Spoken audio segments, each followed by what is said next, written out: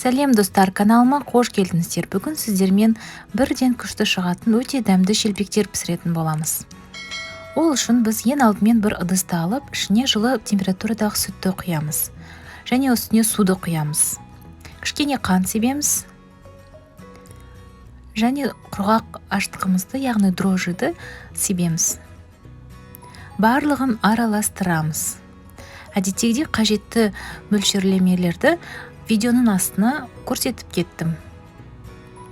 Енді екінші ыдысқа бір қасық майонезді саламыз. Оның үстіне бір жұмыртқаны саламыз. Қант және тұз қосамыз. Біздің аштыққа қосқан массамыз осындай болып көтеріледі.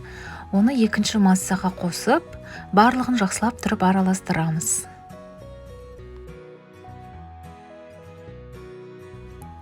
Енді пайда болған массаға үстінен аз-аздан ұнды қосып араластырып, қамыр илейтін боламыз.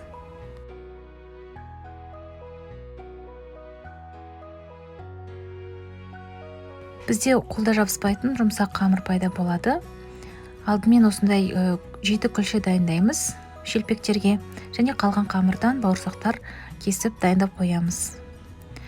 Қызған отқа алдымен шелпектерімізді пісіріп аламыз. Осында өте әдемі, өте дәмді, өте керемет шелпектер және бауырсақ пісіп шығады. Осы рецепттер ұнаса, сіз менің каналыма жазылып, лайк басып, комментарий қалдыруларыңызды өтінемін. Алда да керемет рецепттермен бөлісіп, пайдалы кеңестермен бөлісіп отырамын. Рахмет, ас болсын сіздерге.